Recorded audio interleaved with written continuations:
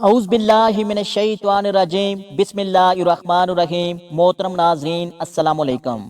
آج ہمارا موضوع ہے روزہ رسول صلی اللہ علیہ وآلہ وسلم پر ایک عرب دیہاتی حاضر ہو کر رب سے کچھ یوں دعا کرتا ہے۔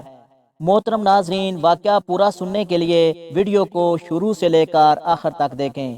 جناب رسول اللہ صلی اللہ علیہ وآلہ وسلم نے فرمایا، جب اللہ تعالیٰ کسی بندے سے بلائی کا ارادہ کرتا ہے تو دنیا میں اسے جلدی سزا دے دیتا ہے، اور جب اللہ تعالیٰ کسی بندے سے برائی کا ارادہ کرتا ہے تو اس کے گناہ اس پر روک کر رکھتا ہے، حتیٰ کہ قیامت کے دن اسے پوری سزا دے گا۔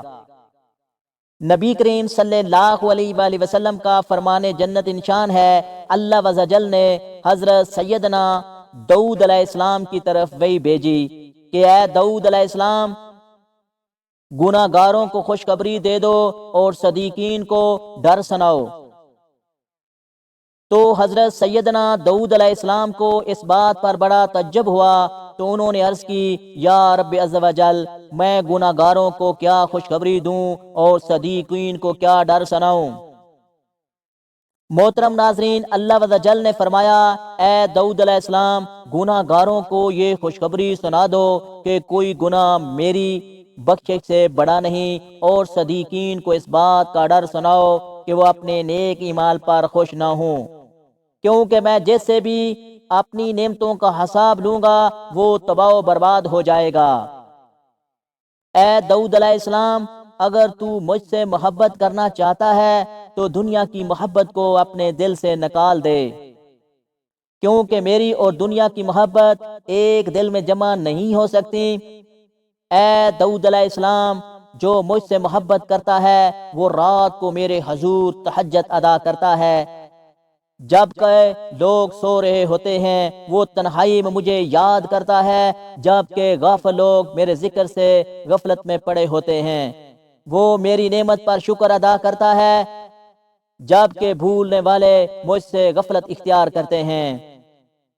ناظرین، دیہاتی اس کے مانگنے کا انداز دیکھیے، الفاظ پر غور کیجئے، یقین جانیے رب سے مانگنے کا بھی ایک خاص فن، انداز اور ڈھنگ ہوتا ہے، جو کہ اس گاؤں کے رہنے والے عربی سے سیکھنا چاہیے۔ اے اللہ، یہ آپ کے حبیب صلی اللہ علیہ وآلہ وسلم ہیں، میں آپ کا غلام ہوں اور شیطان آپ کا دشمن ہے۔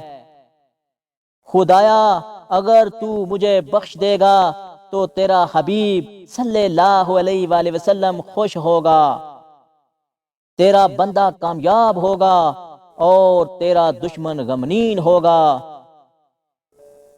مولا، اگر تو نے میری بخشش نہیں کی تو تیرا حبیب صلی اللہ علیہ وآلہ وسلم غمگین ہوگا، تیرا غلام ناکام ہوگا اور تیرا دشمن خوش ہوگا۔ الہی تیری شان اس سے بڑی ہے کہ تو اپنے حبیب صلی اللہ علیہ وآلہ وسلم کو غمگین کر دے، اپنے بندے کو ناکام اور اپنے دشمن کو خوش کر دے۔ میرے پروردگار، ہم عرب ہیں، ہمارے یہاں جب کوئی سردار فوت ہو جائے تو اس کی قبر پر غلاموں کو آزاد کیا جاتا ہے۔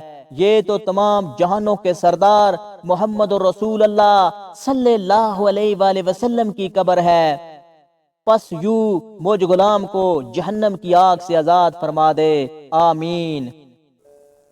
میں نے یہ دعا سنی تو دھنگ رہ گیا، پھر ان سے بات کی، میں نے اپنی عمر بتائی اور ان کی عمر پوچھی تو معلوم ہوا وہ 95 برس کے تھے، اور ان کی والدہ کا انتقال 105 برس کی عمر میں ہوا تھا۔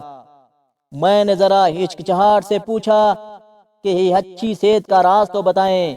کہنے لگے، بس بیمار نہ پڑو۔ میں نے کہا، یہ تو ہمارے بس کی بات نہیں۔ ہنستے ہوئے کہنے لگے، بس کی بات ہے۔ میں نے کہا، آپ بتائیں، میں ضرور عمل کروں گا۔ میرے قریب آ کر آہستہ سے کہنے لگے، منہ میں کبھی کوئی چیز بسم اللہ کے بغیر نہ ڈالنا چاہیے، پانی کا قطرہ ہو یا چنے کا دانہ۔ میں خاموش سا ہو گیا، پھر کہنے لگا، اللہ تعالیٰ نے کوئی چیز بے مقصد اور بلا وجہ نہیں بنائی، ہر چیز میں ایک حکمت ہے اور اس میں فائدے اور نقصان دونوں پوشیدہ ہیں۔ جب ہم کوئی بھی چیز بسم اللہ پڑھ کر منہ میں ڈالتے ہیں تو اللہ اس پر نقصان نکال دیتا ہے۔ ہمیشہ بسم اللہ پڑھ کر کھاؤ پیو اور دل میں بار بار خالق کا شکر ادا کرتے رہو، اور جب ختم کر لو تو بھی ہاتھ اٹھا کر شکر ادا کرو، کبھی بیمار نہ پڑو گے انشاءاللہ۔ میری آنکھیں تر ہو چکی تھیں کہ یہ شخص ہماری مسجدوں کے ملا اور عالموں سے کتنا بڑا عالم تھا۔ خیر دیر ہو رہی تھی، میں سلام کر کے اٹھنے لگا تو میرا ہاتھ پکڑ کر کہنے لگے، کھانے کے حوالے سے آخری بات بھی سنتے جاؤ۔ میں جی کہہ کر پھر بیٹھ گیا۔ کہنے لگا، اگر کسی کے ساتھ بیٹھ کر کھا رہے ہو تو کبھی بھول کے بھی پہلے نہ کھایا کرو۔ کتنی ہی بھوک لگی ہو پہلے سامنے والے کی پلیٹ میں ڈالو، اور وہ جب تک لقمہ اپنے منہ میں نہ رکھ لے تم نہ شروع کیا کرو۔ میری ہمت نہ ہی پڑ رہی تھی کہ اس کا فائدہ پوچھوں، لیکن وہ خود ہی سے کہنے لگے، یہ تمہارے کھانے کا صدقہ ادا ہوگا، اور ساتھ ہی اللہ بھی راضی ہوا کہ تم نے پہلے اس بندے کا خیال کیا۔ یاد رکھو، غذا جسم کی اور بسم اللہ روح کی غذا ہے۔ اب بتاؤ، کیا تم ایسے کھانے سے بیمار پڑ سکتے ہو؟ میں شرمندگی میں ڈوبا ہوا بے ساختہ ان کے چہرے پر اپنے دونوں ہاتھ رکھ کر جاننے کی اجازت لے کر تیزی سے جانے کے لیے مڑ گیا کہ دین کی چھوٹی چھوٹی باتوں سے ہم اور ہماری اولادیں کتنی محروم ہیں۔